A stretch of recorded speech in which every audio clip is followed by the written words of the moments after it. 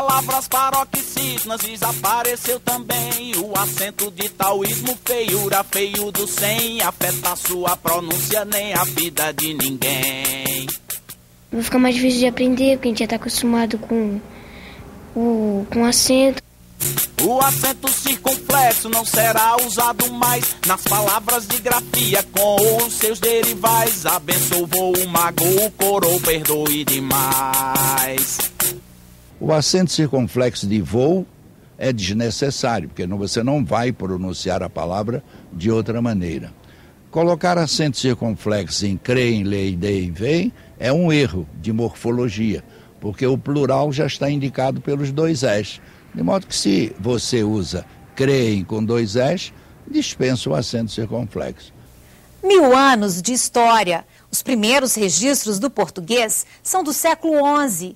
É uma língua viva que se recicla, incorporando influências diversas, desde a origem. Até hoje, o uso de palavras estrangeiras provoca polêmica, e não é só no Brasil.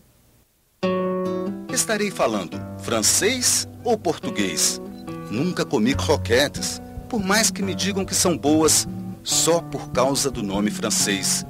Tenho comido e comerei filé de bœuf, é certo, mas com restrição mental de estar comendo lombo de vaca. Machado de Assis, no século XIX, já chamava atenção para os estrangeirismos, mas naqueles tempos a maior influência era do francês. Houve uma época da nossa língua em que os gramáticos tradicionais criticavam o uso dos galicismos, palavras de origem francesa. Então diziam, alguns séculos atrás, nossa, o português vai ser engolido pelo francês, olha que absurdo. E essas palavras são plenamente usadas por nós nem temos consciência, na maioria das vezes, que elas vêm do francês. E elas se tornaram palavras da língua portuguesa, porque o que faz com que seja da língua portuguesa é o uso pelos brasileiros, o falante daquela língua. Venha provar meu brunch, saiba que eu tenho approach, na hora do lunch, eu ando de ferry boat, venha provar.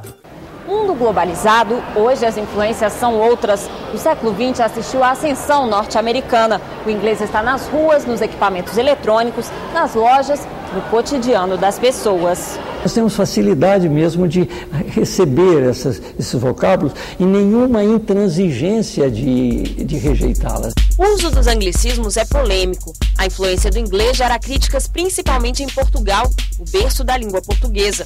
O assunto virou até letra de rap. Dizem que é tão igual, mas não dizem nada, vem com poesia, mas é só fechado, porque não está cansado, eles vêm com o inglês. Eu praticando a nossa língua outra vez. Quando o vernáculo não as tem, ou não tem a correspondente, aí o recurso é válido. Mas quando temos em português palavras que dizem a mesma coisa, não há, a não ser por vaidade ou por um ecletismo tolo, recorrer a palavras estrangeiras. Acho graça aqui na academia mesmo, colegas meus, que insistem em dizer o sítio da academia. Não vem com essa, que é site, acabou. Quando você faz um exame completo no médico, faz um check-up. Faz o check-up. E está dicionarizado, inclusive. Enquanto a gente tem vizinhança, enquanto houver contato com outros povos, as palavras vão ser trocadas. O português sempre recebeu palavras de outras línguas por causa do comércio e das intensas migrações na Península Ibérica. Dos germânicos, por exemplo, herdamos guerrear, roubar e branco. A origem da língua portuguesa é também uma epopeia, uma longa história ao estilo do poeta português Luís de Camões. As armas e os barões assinalados, que da ocidental praia lusitana, por mares nunca de antes navegados, passaram ainda além da Taprobana, em perigos e guerras esforçados, mais do que prometia a força humana, e entre gente remota edificaram novo reino que tanto sublimaram. O português vem da língua chamada romance, uma variante do latim. É difícil definir a data em que nosso idioma surgiu. O português teve a sua presença mais ou menos documentada a partir do século XI, com poucos vocábulos que se introduziram nos documentos do latim considerado bárbaro, o latim da documentação. É também em 1185, quando surge Portugal, que o português começa a se separar do galego e recebe palavras árabes, como as que começam com ar e al, alface, almofada, armazém e arroz.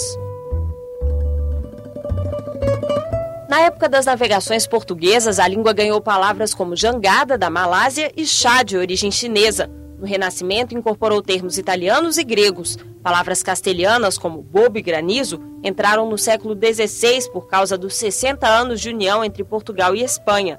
E até o eslavo, o turco e o húngaro contribuíram. Quiosque, por exemplo, é uma palavra húngara. Os viajantes traziam não só produtos materiais, mas também produtos linguísticos, enfim, produtos culturais.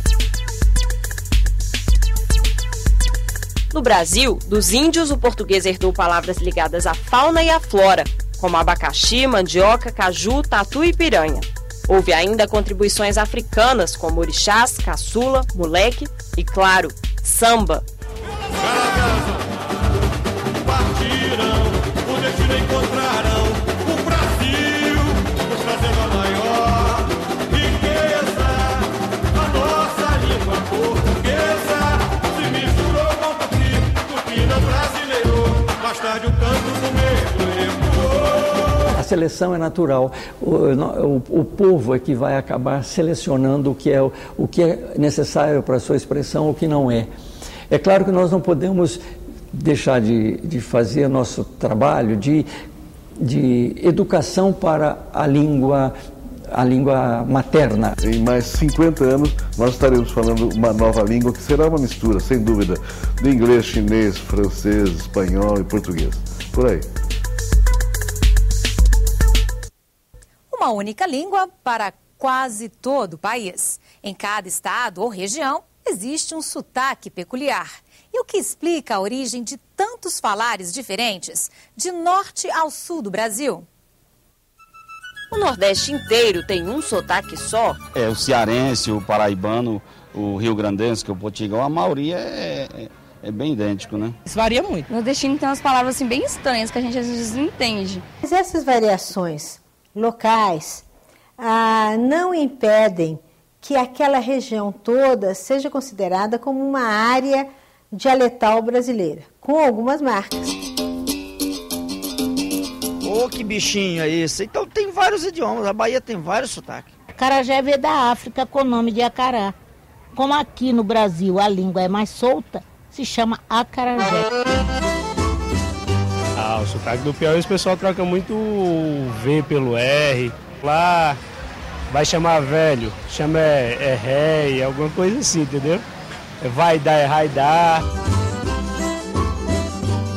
A gente fala oxente, bichinho, ocê, muita gente fala assim. Lá em Pernambuco nós tivemos a invasão holandesa, então isso deixou uma marca. Aqui nós falamos Taguatinga e eles pronunciariam Taguatinga. O sotaque de Natal é meio cantado, né? Tia, painho, mainha, meio arrastado. O pessoal fala meio cantando, é bonito, eu gosto. Jerimum é como os nordestinos chamam a abóbora. Mandioca no Nordeste é macaxeira e no Rio é aipim. Você vai ter gírias regionais, você vai ter palavras criadas que servem só a determinada região, que não se espalham. Só tem a mania de falar que lá é o inglês do cearense, from to high, down to rain. É assim, parecido. Sabe o meio, negrada? É uma coisa assim, né? Um linguajar do Nordeste. E o Norte? Fácil descobrir se uma pessoa nasceu na região Norte só pela fala? Em Rondônia parece que não. Tem muitas misturas, né? De regiões lá, porque vai gente de todo lugar também, né? No Pará, o vocabulário é bem exótico. Tem umas gírias locais que são muito características, né? Se fala muito égua para qualquer tipo de exclamação, né? Égua quando as coisas estão boas, égua quando vê alguma coisa interessante ou muito legal. É um susto, assim, um momento de... né? Fala-se também o pai d'égua, que também é bem característico de lá, para destacar alguma coisa muito importante, né? Por exemplo, eu fiz uma prova, foi pai d'égua, quer dizer, a prova foi boa. E o sotaque paraense, como é? É mais puxado para o Rio de Janeiro. A grande influência portuguesa deixou dois estados tão distantes como Rio de Janeiro e Pará, com sotaques parecidos. Viestes. Palavras com S, que puxa um S, mesmo, mais, 3. Em 1808, a corte de Portugal chegou ao Rio com mais de 15 mil pessoas. No Pará, as marcas do país ibérico são por causa da presença de comerciantes portugueses desde o período colonial e do extermínio de 30 mil nativos na revolta imperial da cabanagem. Daí termos traços, como principalmente aquele chiado que é tão conhecido e que marca tanto falar desses brasileiros, né? O sotaque carioca é um sotaque bem malandro, eu acho. É um sotaque, acho que fala bastante do tipo de vida do carioca. A gente é carioca, a gente é legal, é mesmo, é maneiro. O modo de falar carioca já foi considerado o mais correto quando o Rio era a capital do país.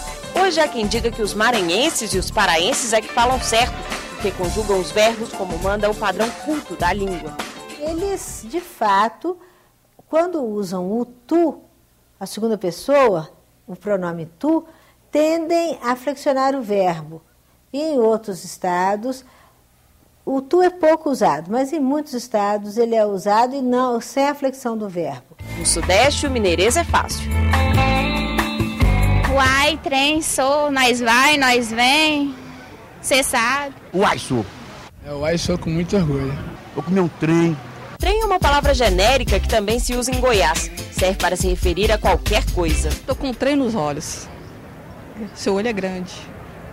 Aí o pessoal acha engraçado. Difícil é saber explicar por que nós mineiros usamos essas expressões.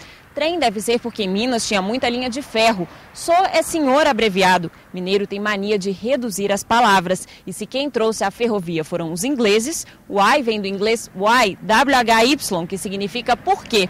Acertei? Há especulações, aparecem muito na internet essas especulações, mas não há, que eu saiba, pesquisa sistemática sobre esses usos. O modo de falar paulistano tem influência italiana. É meu.